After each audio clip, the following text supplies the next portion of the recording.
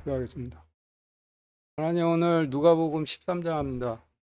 저희 오늘 말씀 통해서 저희 진리로 이끌어 주시고 또 저희가 그 깨달은 진리 안에서 거할 수 있도록 인도하여 주시고 예수 그리스도 이름으로 기도드렸습니다.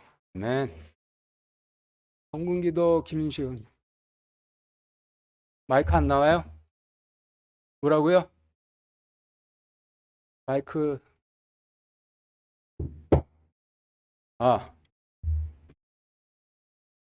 아, 어때요? 들리세요? 괜찮대요. 성군기도. 하나님 아버지, 오늘 하루도 허락해 주시다. 저희가 이 허락해 주신 하루 말씀 읽고 생각하고 묵상하고 하나님만 바라볼 수 있는 하루가 되게 허락해 주시다. 저희 드리는 작은 물질 하나님 아버지 뜻 따라 널리 해주시고 주신 것에 감사합니다. 아멘.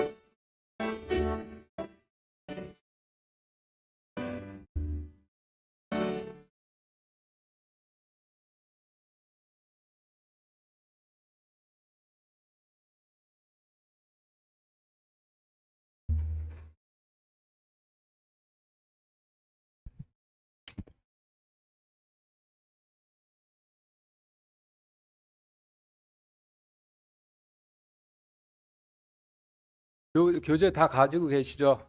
시작하겠습니다. 누가복음 13장 1절부터 5절까지 같이 읽겠습니다. 시작. 그때 거기 있던 몇 사람이 빌라도가 어떤 갈릴리 사람들의 피를 그들의 희생물에 섞은 것을 그분께 고하매 예수님께서 응답하여 그들에게 이르시되 너희는 이 갈릴리 사람들이 그런 일들로 고난을 당하였으므로 그들이 모든 갈릴리 사람들보다 더 큰 죄인이었다고 생각하느냐? 내가 너희에게 이르노니 아니라. 그러나 너희가 회개하지 아니하면 다 그와 같이 멸망하리라. 또 너희는 실로암에서 망대가 무너져 깔려 죽은 저 18사람이 예루살렘에 거한 모든 사람들보다 더 큰 죄인이었다고 생각하느냐?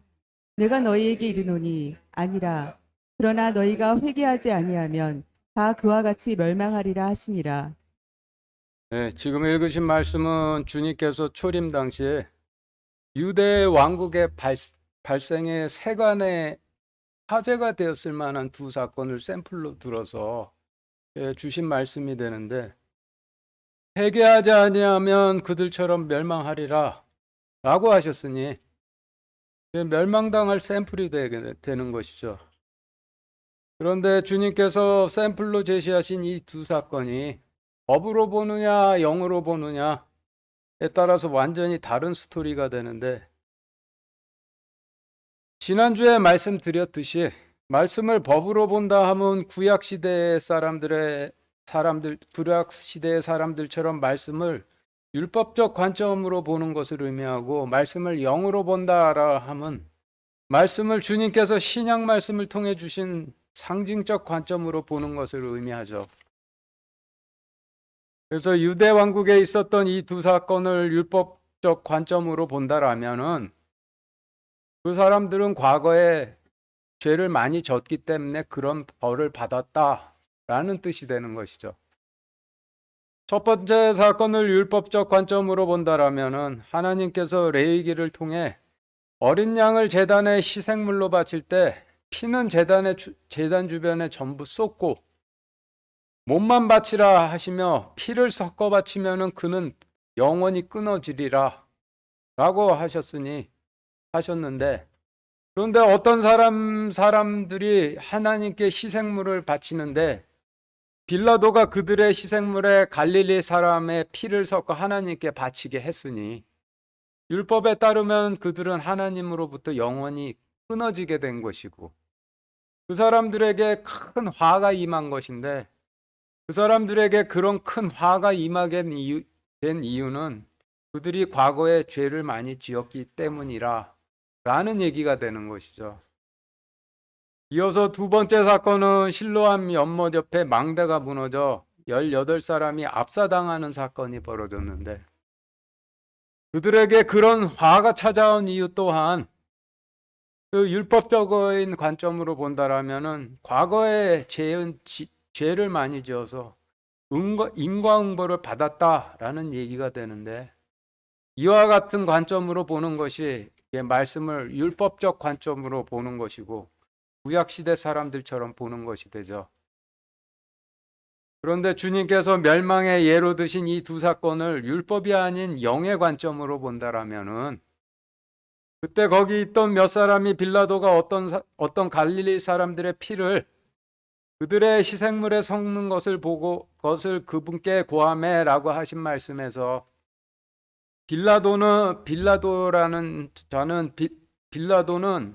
그 이름의 뜻이 찌르는 창인데 자신의 이름대로 빌라도가 주님을 창으로 찌르도록 한 자가 되는 것이죠. 그리고 갈릴리 사람들은 어떤 의미를 갖고 있는지 알아보기 위해서 누가복음 23장 6절, 사도행전 2장 7절 같이 읽겠습니다. 시작. 빌라도가 갈릴리라는 말을 듣고 그 사람이 갈릴리 사람인지 물어 다 놀라 신기하게 여겨 이르되 보라 이 말하는 사람들이 다 갈릴리 사람이 아니냐. 먼저 읽으신 누가복음 말씀은 빌라도가 주님에 관한 말을 듣고 주님께서 갈릴리 사람인지 놀라 물었다라는 말씀이고 뒤에 읽으신 말씀은 사도행전 시대에 주님의 제자들이 성령님으로 충만해 새로운 언어로 말하는 것을 유대인들이 듣고 그들이 갈릴리 사람들이 아니냐라고 놀라 물었다라는 말씀인데 지금 읽으신 신약 말씀을 통해 볼 때 1절에서 빌라도가 그들의 희생물에 갈릴리 사람의 피를 섞어 넣었다라고 하신 부분에서의 갈릴리 사람들은 주님과 주님의 제자들을 상징하는 것이죠. 그래서 빌라도가 그들의 희생물에 갈릴리 사람들의 피를 섞어 넣었다라고 하신 말씀의 뜻은 빌라도가 유대 백성들의 희생물에 주님과 제자들의 피를 섞어 넣었다라는 뜻이 되는 거예요. 전 구약 시대 동안 하나님의 약속을 믿어 명령대로 양의 피를 쏟고 헌물을 바쳤던 이스라엘 백성들이 하나님 왕국으로 들어갈 수 있도록 부정함이 씻겨진 제사장들이 되는 셈이죠. 하나님의 명령대로 헌물을 바친 이스라엘 백성들이 자신의 부정함이 씻겨져 제사장들이 성전의 성소로 들어가 누룩 없는 빵을 바칠 수 있었듯이 그런 백성들이 자신들이 살고 있던 곳을 성소 삼아 거짓이 들어가지 않은 말씀을 전할 수 있게 되는 것이고 제사장들이 성소로 들어가 등에 기름을 채워 불을 밝힐 수 있듯이 하나님의 약속에 따라서 헌물을 바쳐 부정함이 씻겨진 이스라엘 백성들이 자신이 살고 있는 곳을 성소 삼아 하나님 발에 기름을 붓고 통치자로 삼아 충성심으로 빛을 밝힐 수 있게 되는 것이고 제사장들이 성소로 들어가 분향단에서 분향을 할 수 있듯이 하나님의 약속에 따라 헌물을 바쳤던 이스라엘 백성들이 자신들이 거하던 곳을 성소 삼아 하나님께서 들으시는 기도를 드릴 수 있게 되는 것인데 제사장들이 성소에서 빵을 바치고 불을 밝히고 분향을 하며 지성소로 들어갈 준비를 하듯이 거짓이 들어가지 않은 말씀을 전하고 하나님을 통치자로 삼아 충성심으로 빛을 밝히고 하나님께서 들으시는 기도를 드리던 이스라엘 백성들이 성소 안에 거하며 지성소로 들어갈 준비를 하는 제사장들 같은 백성들이 되는 거예요. 구약 시대의 전 역사 동안 그와 같이 행했던 모든 이스라엘 백성들을 위해 주님께서 초림하셔서 희생물이 되어 주심으로 성소와 지성소를 나누고 있던 성전 휘장을 찢어 성소에 거하고 있던 모든 이스라엘 백성들을 지성소로 옮기시는 것인데, 아버지 왕국에서 아버지 집이신 천국으로 옮기시는 것이고, 백성의 자리에서 아들의 자리로 옮기시는 거고, 제사장의 자리에서 대제사장으로 옮기시는 것인데, 영원한 안식으로 옮기시는 것이 되는 것이죠. 그래서 지금까지의 설명에 따라 1절에서 그때 거기에 있던 몇 사람이 빌라도가 어떤 갈릴리 사람들의 피를 그들의 희생물에 섞는 것을 그분께 고하매 라고 하신 말씀을 영적인 관점으로 정리를 해 본다면, 주님께서 초림하셔서 전 구약 시대 동안 자신의 약속에 순종해 부정함을 씻고 성소 안에 거하던 이스라엘 백성들을 지성소로 옮기시기 위해 자신을 희생물로 자신의 몸을 십자가 제단에 내놓으셨는데, 그런데 제사장들과 바리새인들은 주님을 자신의 희생물로 하나님께 바치지를 않고 빌라도로 하여금 주님을 십자가에 달아 창으로 찔러 피를 쏟도록 선동을 하였는데, 이와 같이 행했던 제사장들과 바리새인들이 자기 자신들을 위해 하나님께 바치는 희생물이신 주님의 몸에 빌라도로 하여금 피를 섞도록 한 자들이 되는 것이죠. 그리고 자신의 희생물에 피를 섞으면은 하나님께서 레위기를 통해 제단에 희생물을 바칠 때 피는 제단 주변에 전부 쏟고 몸만 바치라, 이를 어기는 자들은 반드시 죽으리라 하셨으니 율법에 따라 죽게 되는 것이죠. 그리고 초림 이전 구약 시대 동안에는 하나님께 양을 희생물로 바치던 제사장들이 한편으론 제단에 희생물을 바치고 다른 한편으론 대언자들을 덜어는 때리고 덜어는 돌로 치고 덜어는 죽였는데, 이 또한 하나님께 바치는 자신들의 희생물에 대언자들의 피를 섞어 바쳤던 셈이 되는 것이죠.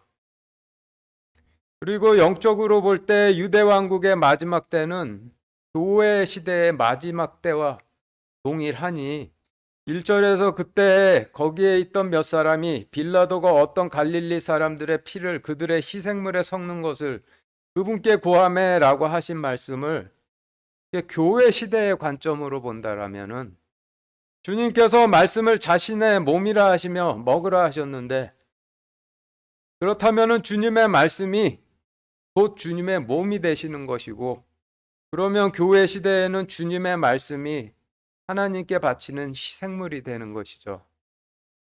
그래서 교회 시대의 교인들이 이와 같이 교회에 모여서 주님의 몸이신 말씀을 전하고 듣는 것은 구약 시대의 이스라엘 백성들이 성전에 모여 희생물을 바치고 먹는 것과 똑같은 원리로 하고 있는 것이 되는 거예요.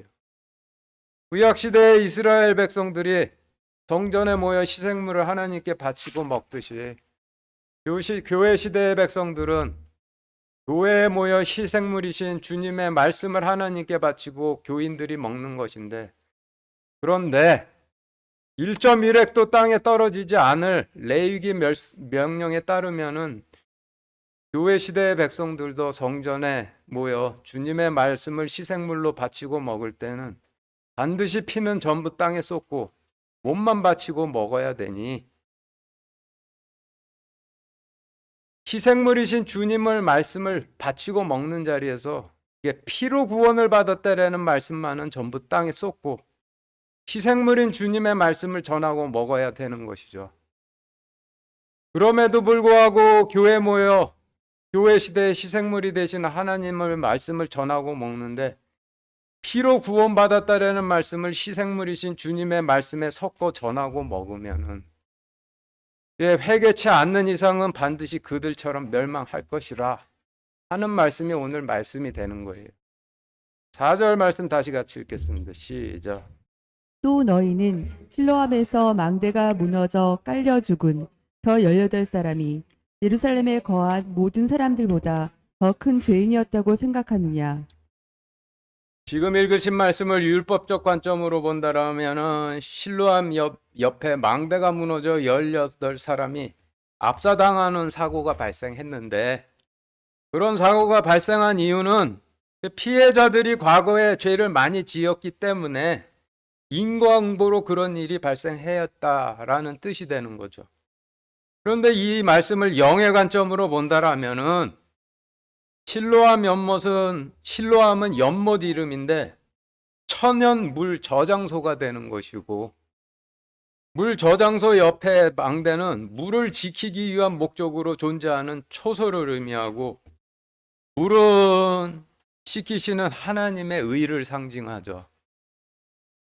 그래서 실로암에서 망대가 무너져 18사람이 깔려 죽었다라는 말씀은 하나님께서 자신의 백성들의 부정함을 씻기시는 의를 지키라고 레위인들에게 망대를 맡기셨는데, 주님께서 늦게 오신다고 생각해 먹고 마시다 취해 레위인들은 망대가 무너져 내리는 가운데 전부 깔려 죽었고, 이스라엘 백성들을 씻기시는 하나님의 의를 지키지 못해 전부 소실해 버렸다라는 뜻이 되는 거예요. 그래서 정리를 해 보면은 주님께서 멸망의 예로 드신 두 사건 중 첫 번째 사건은 제단을 피로 더럽힌 제사장들에게 주시는 말씀이 되는 것이고, 두 번째 사건은 제단 옆에 있는 하나님의 물인 의를 소멸시킨 레위인들에게 주시는 말씀인데, 물을 소실시켰다 하심은 부정함을 씻기는 하나님의 의를 잃어버렸다라는 뜻이고, 그렇게 되면 부정한 상태가 유지돼서 성소로는 못 들어가게 된다라는 말씀이 되는 거예요. 예루살렘 성전 앞에 노수로 된 제단과 역시 노수로 된 바다라고 하는 거대한 수조가 있었는데, 두 사건 중에 먼저 소개된 사건은 성전 앞에 있는 노수로 만든 제단을 피로 더럽혔다는 말씀이고, 두 번째 소개된 말씀은 성전 앞에 있는 물을 담아 놓는 노수로 만든 바다를 빼앗겼다라는 뜻이 되는 것이죠. 계시록 1장 12절 같이 읽겠습니다. 시작. 그분의 두 발은 용광로에서 달군 듯한 정제된 놋 같으며 그분의 음성은 많은 물소리와도 같고. 네, 주님께서 자신의 몸을 성전이라 하셨고, 지금 읽으신 계시록 말씀은 성전 되시는 주님의 두 발이 놋과 같다라고 하셨으니, 성전 앞에 존재하던 놋으로 만든 제단과 바다가 주님의 두 발이 되시는 셈이죠.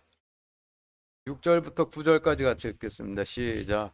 그분께서 또 이 비유를 말씀하시되, 어떤 사람이 자기 포도원에 무화과 나무 한 그루를 심게 하고 와서 그것의 열매를 구하였으나 하나도 찾지 못하니라. 이에 그가 자기의 포도원 지기에 이르되, 보라, 내가 3년 동안 와서 이 무화과 나무에서 열매를 구하되 하나도 찾지 못하였으니 그것을 베어버리라.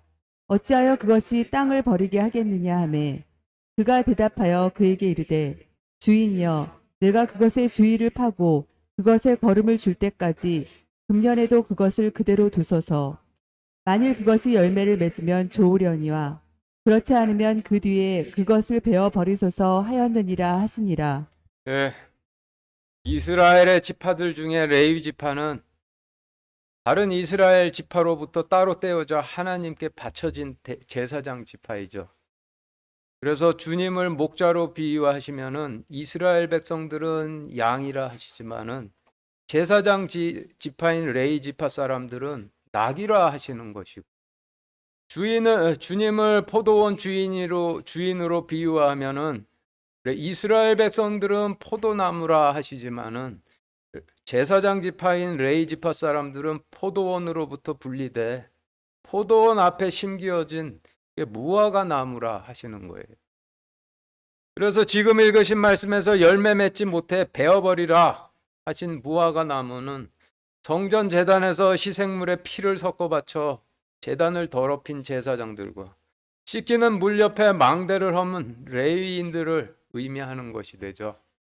7절 다시 같이 읽겠습니다. 시작. 이에 그가 자기의 포도원 지기에게 이르되, 보라, 내가 2, 3년 동안 와서 이 무화과 나무에서 열매를 구하되 하나도 찾지 못하였으니 그것을 베어버리라. 어찌하여 그것이 땅을 버리게 하겠느냐 하매 예, 지금 읽으신 말씀에서 2, 3년 동안이라 하시면 모세의 날인 첫째 날과 엘리야의 날인 둘째 날과 침례 요한의 날인 셋째 날 중에서 엘리야의 날인 둘째 날과 침례 요한의 날인 셋째 날을 2년, 3년이라 하시는 거죠. 그래서 7절을 이에 그가 자기 포도원 지기에게 이르되 보라, 내가 2년, 3년 동안 와서 이 무화과 나무에서 열매를 구하되 하나도 찾지 못하였으니 그것을 베어버리라.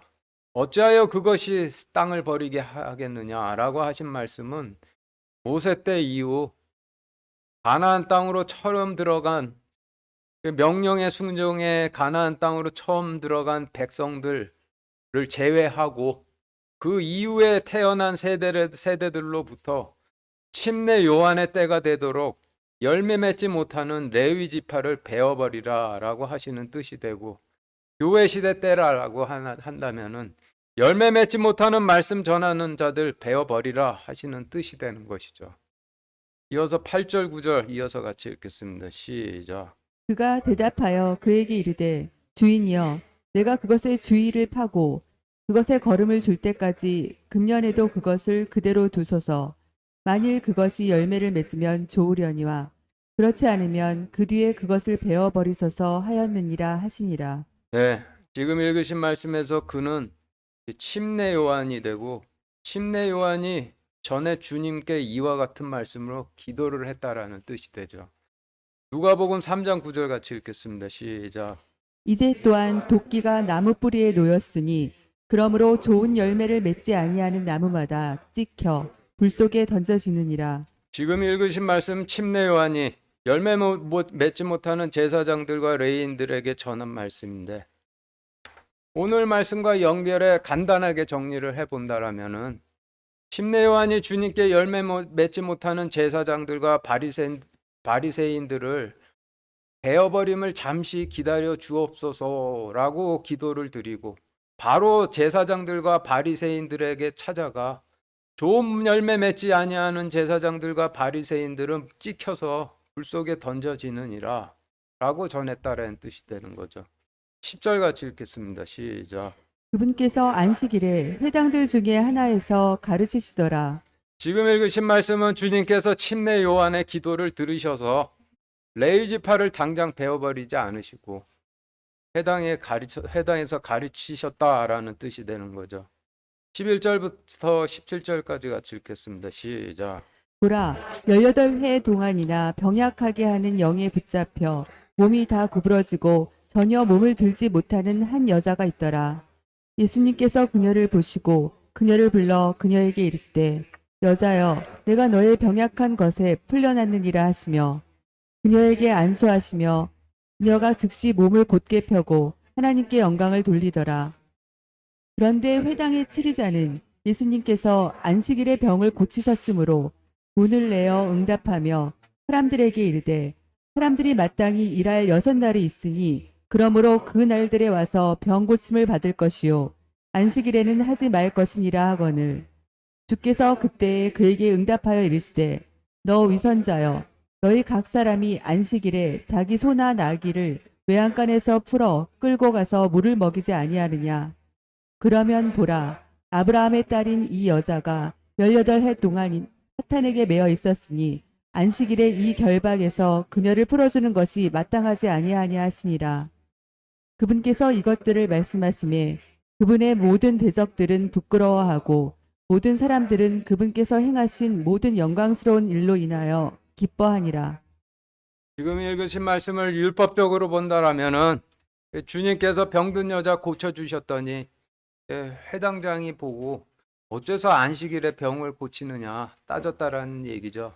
그런데 이 말씀을 영의 관점으로 본다면 완전히 달라지는데, 성경에서 남자는 하나님의 약속의 씨를 뿌리는 제사장들을 의미하고 여자는 제사장들이 뿌리는 하나님의 약속으로 그리스도를 낳아야 할 이스라엘 백성들을 의미하니 18해 동안 마귀 들려 몸이 다 구부러져 자신의 몸을 전혀 들지 못하는 여자라 하심은 이스라엘 백성들을 의미를 하되 약속의 씨를 뿌려야 할 제사장들이 18년 동안 하나님께 바치는 희생물에 피를 섞어 바치고 씻기시는 물을 지키는 망대를 허물어 그 결과 부정한 그 백성들의 부정한 영이 씻겨지질 못해 몸이 다 구부러지고 전혀 몸을 들지 못해 성소로 들어가지 못하게 된 백성들을 의미하는 것이죠.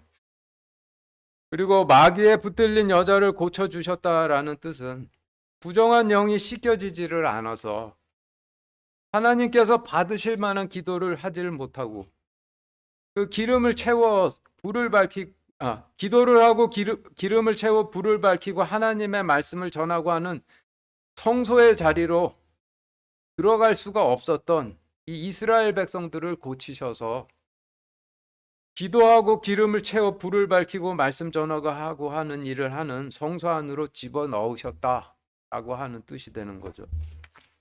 14절 다시 같이 읽겠습니다. 시작. 그런데 회당의 치리자는 예수님께서 안식일에 병을 고치셨으므로 문을 내어 응답하며 사람들에게 이르되 사람들이 마땅히 일할 6날이 있으니 그러므로 그 날들에 와서 병 고침을 받을 것이요 안식일에는 하지 말 것이니라 하거늘.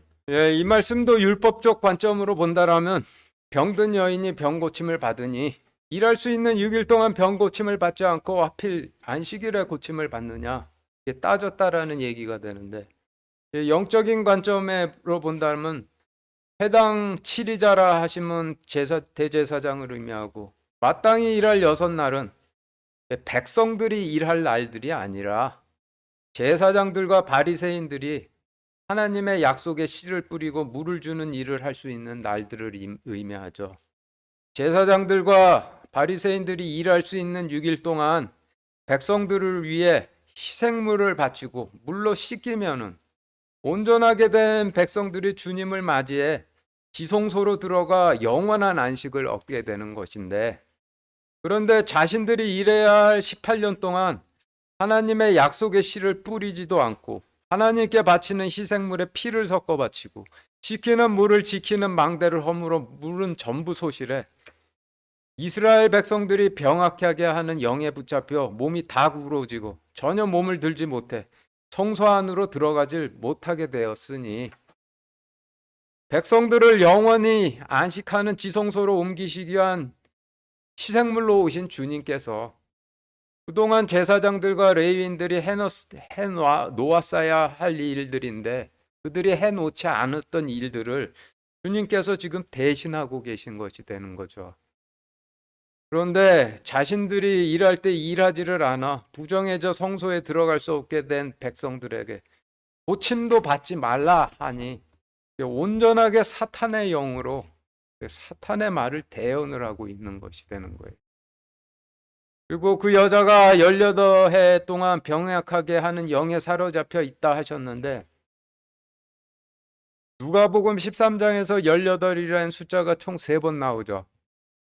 실로암 망대가 무너져 깔려 죽은 저 18사람이 깔려 죽었다 하신 말씀에서 첫 번째로 나오고 18해 동안이나 병약하게 하는 영에 붙잡혀 몸이 다 구부러져 들지 못하는 한 여자가 있었더라 라고 하신 말씀에서 두 번째로 나오고 아브라함의 딸인 이 여자가 18해 동안 사탄에게 마여 있으니 라고 하신 말씀에서 세 번째로 나오는데, 그리고 이어서 사람들이 마땅히 일할 6날이 있으니 라고 하신 말씀에서는 숫자 6이 나오죠.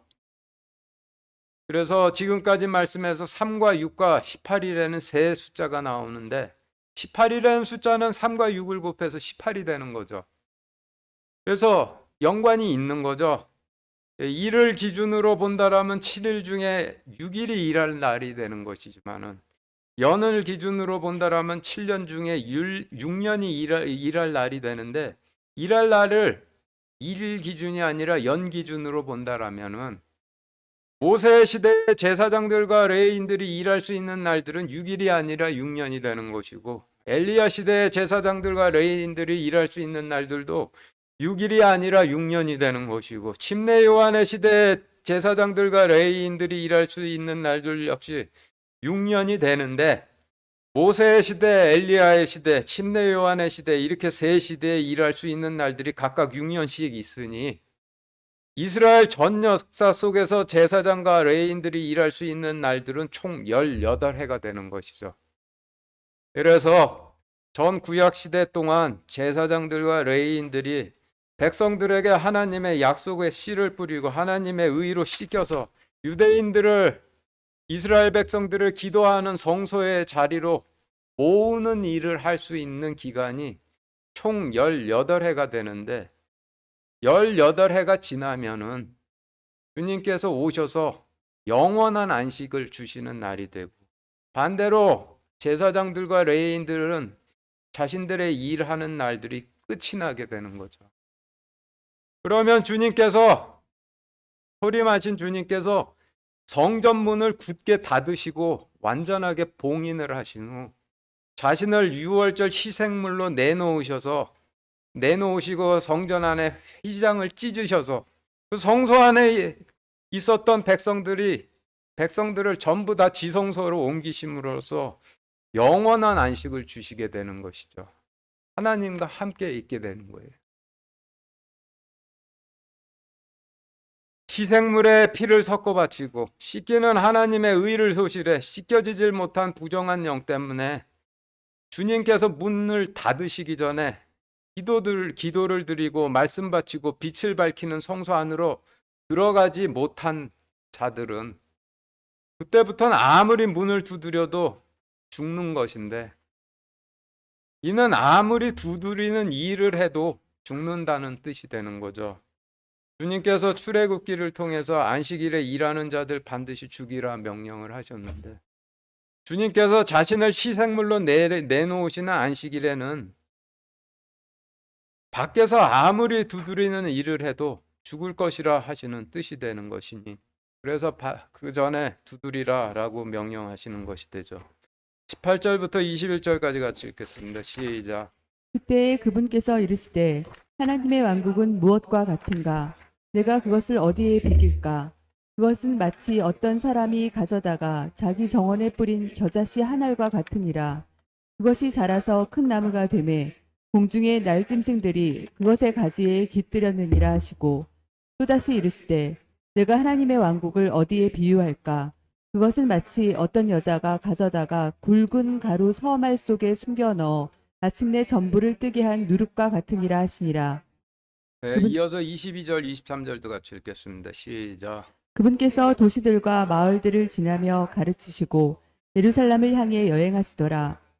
그때 한 사람이 그분께 이르되 주여 구원받을 자가 적으니까 하매 그분께서 그들에게 이르시되 유대인들이 아무리 성전 되시는 가나안 땅에 살고 있더라도 자신들의 영혼이 애굽에 거하고 있으면은 애굽의 노예들이 되는 것이고 광야에 거하고 있으면 나그네들이 되는 것이고 하나님의 왕국에 있으면은 하나님의 백성들이 되는데 하나님의 왕국은 기도하고 말씀 바치고 기름을 채워 빛을 밝히는 성소를 의미하는 것이죠. 성소 안으로 들어갈 자들이 다 들어가면 성전 문을 닫으시고 주님께서 자신의 몸을 희생물로 내놓으셔서 하나님의 왕국의 안에 거하던 자들을 하나님의 왕국에서 아버지의 집으로 옮기시는 것인데 백성의 자리에서 아들의 자리로 옮기시는 것이고 성소의 자리에서 지성소로 옮기셔서 결국 영원한 안식을 이런 방식으로 주시는 것이죠. 19절에서 하나님의 왕국은 마치 어떤 사람이 가져다가 자기 정원에 뿌린 겨자씨 한 알과 같으니라. 그것이 자라서 큰 나무가 되며 공중의 날짐승들이 그것의 가지들에 깃들었느니라 라고 하셨는데 이 말씀에서 하나님 왕국은 성소를 의미하고 가나안 땅을 의미하고 겨자씨 한 알은 아브라함에게 뿌리신 약속이고 자라서 크게 된 나무는 주님께서 자신을 희생물로 내놓으실 십자가 제단을 의미하죠. 그리고 공중의 날짐승은 희생물에 피를 섞어 바치고 부정함을 씻기시는 하나님의 의를 소실한 가운데 자신들의 부정함이 씻겨지질 않아서 성소 안으로 들어가질 못하고 대신 성전 지붕 위로 올라가 버린 제사장들을 의미하는 것이죠. 성경에서 물에 속한 짐승은 물고기라 하시고 땅에 속한 짐승은 들짐승이라 하시고 하늘에 속한 짐승은 날짐승이라 하시는데 하나님의 심판에 잠겨서 있는 자들을 물고기라 하시는 것이고 정결한 자들 그 심판으로 빠져나와 가나안 땅에 거하는 자들 중에서 정결한 자들을 들짐승들 중 양, 낙이 소라 하시는 것이고 가나안 땅에 속하지도 않고 하나님의 심판이 물에 잠겨 있지도 않고 성전 지붕 위로 올라간 자들을 날짐승이라 하시는 것인데 부정해져서 부정함이 씻겨지질 않아서 성소 안으로 들어가질 못한 제사장들을 날짐승이라 하시는 거예요. 그래서 19절에서 하나님의 왕국은 마치 어떤 사람이 가져다 자기 정원에 뿌린 겨자씨 한 알 같으니라. 그것이 자라서 큰 나무가 되매 공중의 날짐승들이 그것의 가지에 깃들였느니라 라고 하시는 말씀의 뜻은 하나님 왕국은 가나안 땅에 있던 아브라함에게 겨자씨 한 알과 같은 믿음의 씨를 뿌리셔서 그것이 자라나 거대한 십자가 제단이 되도록 다 자랐는데 다 자란 십자가 제단 주변에는 하나님께 바치는 희생물에 피를 섞어 바치고 하나님께서 시키시는 의를 전부 소멸시켜 버리고 반대로 전하는 날짐승 같은 제사장들만 십자가 제단 주변에 깃들게 되었다라고 하시는 말씀이 되는 거죠. 또 이어서 21절에서 하나님 왕국은 마치 어떤 여자가 가져다가 굵은 서말 속에 숨겨넣어 마침내 전부를 뜨게 한 누룩과 같으니라 라고 하셨는데 이 말씀에서 하나님 왕국도 가나안 땅을 의미하고 여자는 가나안 땅에 거하는 이스라엘 백성들을 의미하고 굵은 가루 서말은 빵 만드는 재료로 빵이 되기 전 단계의 말씀이니 묵상을 통해 깨달아야 할 율법을 의미하고 누룩은 죄를 의미하죠. 그래서 하나님 왕국은 마치 어떤 여자가 가져다가 굵은 가루 서말 속에 숨겨 넣어 마침내 전부 뜨게 한 누룩과 같으니라 라고 하신 말씀은 하나님의 왕국은 제사장들은 제사장들대로 하나님께 바치는 희생물에 피를 섞어 바치고 백성들은 백성들대로 묵상을 통해 깨달아야 할 율법에 죄를 집어넣어서 인간 통치자를 구하다가 다윗 왕조를 낳아 18년 동안 마귀 들려 몸을 들지도 못하는 여인처럼 되었다라고 하시는 뜻이 되는 거예요. 24절 같이 읽겠습니다. 시작. 좁은 문으로 들어가기를 힘쓰라. 내가 너희에게 이르노니 많은 자들이 들어가기를 구하여 능히 들어가지 못하리라. 지금 읽으신 말씀에서 주님께서 좁은 문으로 들어가기를 힘쓰라 하셨는데 누가복음 13장 말씀의 전체적인 흐름으로 볼 때 좁은 문이 원래 좁은 문이 아니라 넓던 문이 좁아진 것이죠. 하나님의 왕국인 성소로 들어가는 넓은 문 앞에서 제사장들이 하나님께 바치는 희생물에 피를 섞어 바치고 하나님의 의를 전부 소실에 반대로 전하다가 오히려 자신들이 부정해져서 넓던 문을 좁혀 놓은 것이죠. 그러니 그들을 피해 들어가라 하시는 명령이 되는 거예요. 그리고 지금 교회 시대에 하나님의 왕국인 성소로 들어간 문도 절대로 좁은 문 아니죠. 말씀을 바치고 하나님의 시키는 의를 전하는 자들이 피를 섞어 바치고 하나님의 시키시는 의를 반대로 전해 교인들이 들어가지 못하도록 막지만 않으면은 좁은 문이 아니라 넓은 문이에요.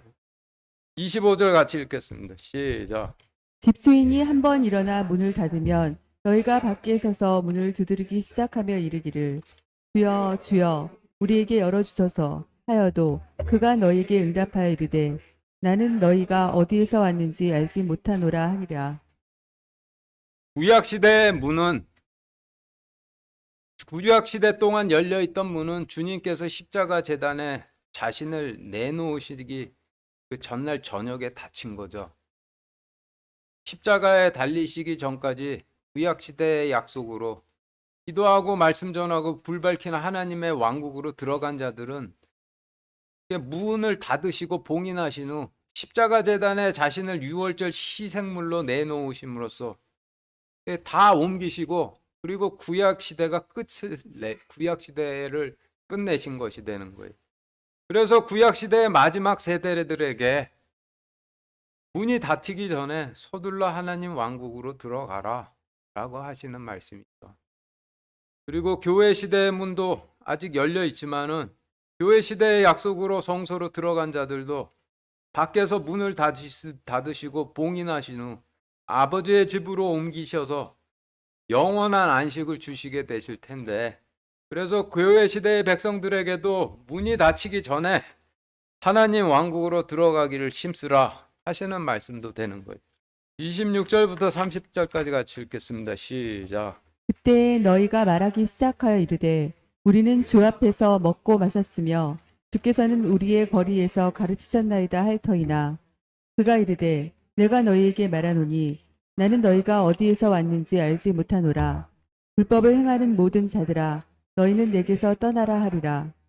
너희가 아브라함과 이삭과 야곱과 모든 대언자들은 하나님의 왕국에 있고 너희 자신은 쫓겨날 것을 볼 때에 거기서 슬피 울며 이를 갈미 있으리라. 그들이 동서남북으로부터 와서 하나님의 왕국에 앉으리니 보라 마지막인 자로서 처음이 될 자도 있고 처음인 자로서 마지막이 될 자도 있느니라 하시니라. 26절에서 그때 너희가 말하기 시작하여 이르되 우리는 주 앞에서 먹고 마셨으며 주께서는 우리 거리에서 가르치셨나이다 할 터이나 라고 하셨는데, 문이 닫히기 전에 하나님 왕국으로 들어가질 못한 구약 시대의 백성들은 우리는 주 앞에서 먹고 마셨으며 주께서는 우리 길에서 가르치셨나이다 라고 하게 될 것이고, 문이 닫히기 전에 하나님 왕국으로 들어가질 못한 교회 시대의 백성들도 우리도 교회에서 하나님 말씀을 전하고 들었으며 주께서는 우리 길에서 가르치셨나이다 라고 하게 될 것이라는 말씀이죠. 그러나 문이 한 번 닫히면 두 번 다시 열리질 않으니 하나님의 의로 씻고 하나님의 왕국이신 성소로 들어가라 하시는 말씀인데, 성소는 하나님께서 받으시는 기도하고 빛을 밝히고 누룩이 들어가지 않은 말씀 바치면은 그것이 성소가 되는 거예요. 이어서 27절에서 그가 이르되 내가 너희에게 말하노니 나는 너희가 어디서 왔는지 알지 못하노라. 불법을 행하는 모든 자들아 너희는 내게서 떠나라 라고 하셨는데, 이 말씀에서 불법이라 하심은 희생물을 바칠 때 피를 섞어 바치고 부정함을 시키시는 하나님의 의를 소실시켜 반대로 전하는 것을 불법이라고 하시는 거죠. 창세기에 나오는 노아가 방주 안으로 도망에 들어간 셈인데, 노아가 왜 방주 안으로 도망에 들어갔겠어요?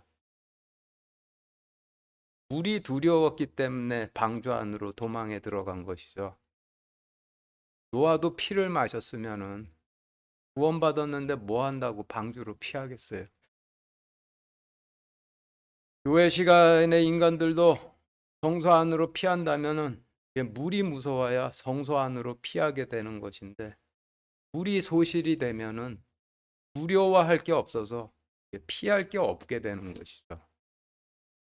구약 시대 때나 교회 시대 때나 마지막 때에는 물이 전부 말라버릴 거리라고 하셨는데, 성소 안으로 들어갈 수 있도록 부정함을 씻겨주시는 하나님의 의가 전부 사라져 씻겨지질 못해서 들어가고 싶어도 못 들어가게 될 것이라고 그렇게 하시는 말씀이 되는 거예요. 31절 32절 같이 읽겠습니다. 시작.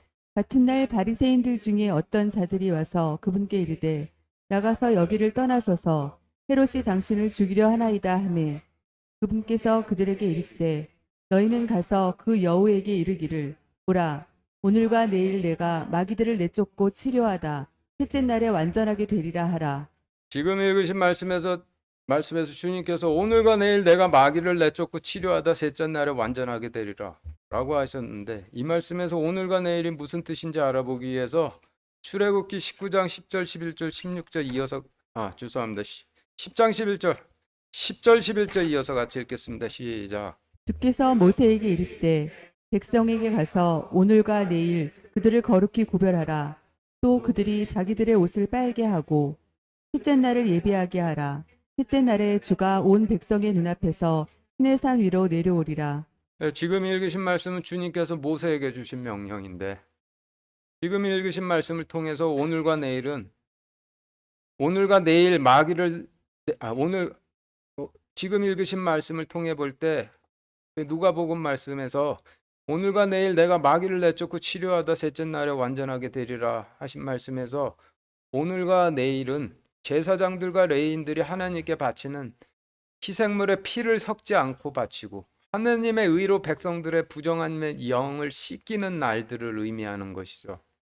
그러면 침례 요한의 날인 셋째 날에 주님께서 자신을 희생물로 내놓으시고 하나님으로 임하시게 되는데 봉인되어 멸망치 않았던 그 안쪽으로 들어갔던 자들은 보게 되는 거죠.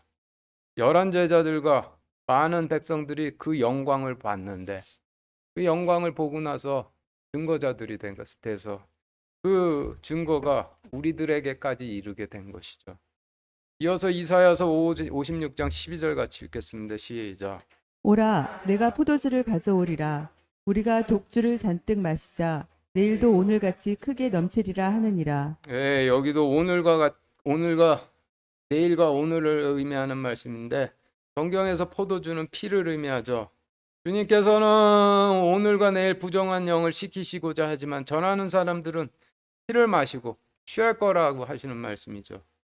그리고 주님께서 헤롯을 여우라 부르시면서 주님께 떠나길 구하는 바리새인들에게 그 여우 헤롯에게 가서 나의 말을 전하라 라고 하셨는데 헤롯이 여우가 되는 거죠. 누가복음 9장 58절 같이 읽겠습니다. 시작. 예수님께서 그에게 이르시되 여우도 굴이 있고 공중의 새도 보금자리가 있으되 사람의 아들은 머리 둘 곳이 없도다 하시고 지금 읽으신 말씀에서 여우는 헤롯과 같은 인간 통치자들을 의미하고 공중의 새는 희생물에 피를 섞어 바치고 부정함을 씻기는 하나님의 의를 소진해 그 성전 안으로 들어가지를 않고 성전 지붕 위에 올라가 있는 제사장들을 의미하죠.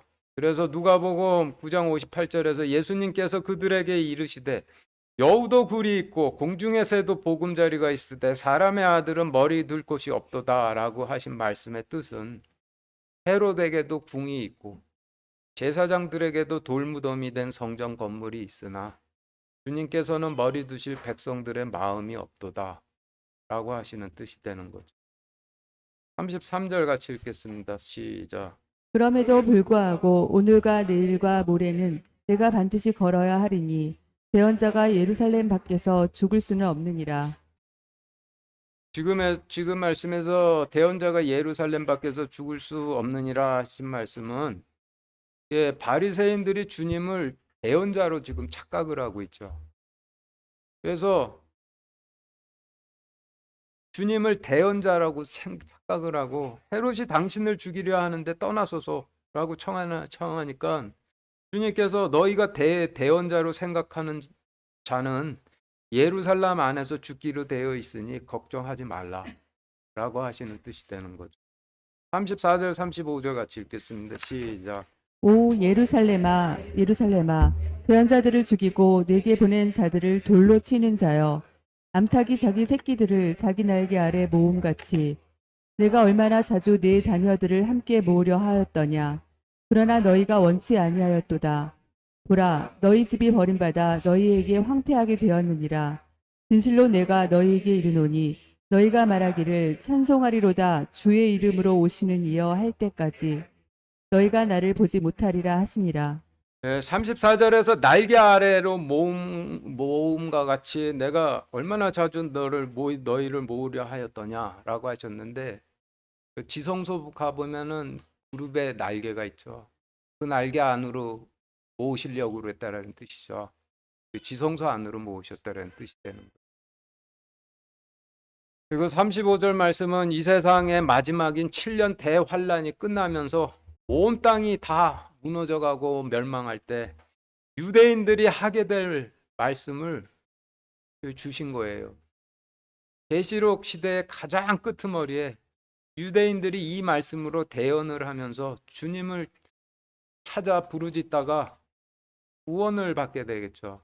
그런데 상식적으로 생각해 볼 때 모든 인간들 중에서 유대인들이 가장 먼저 주님을 맞이하였으니 유대인들이 가장 먼저 구원을 받아야 되는데 35절 말씀은 가장 먼저 주님을 맞이했던 유대인들이 이 땅의 가장 마지막 때인 계시록 시대의 끄트머리에 가서 찬송하리다 찬송하리로다 주의 이름으로 오시는 이여라고 찾다가 구원을 받을 것이라 하시는 뜻이 되는 것이니, 앞에서 읽으셨던 30절 말씀 30절에서 보라 마지막인 자로서 처음 될 자도 있고 처음 자로서 마지막이 될 자도 있느니라 라고 하신 말씀에서 처음인 자로 마지막 될 자는 가장 먼저 주님을 맞이하였지만은 가장 마지막 때인 계시록 중에서 그것도 가장 마지막 끄트머리에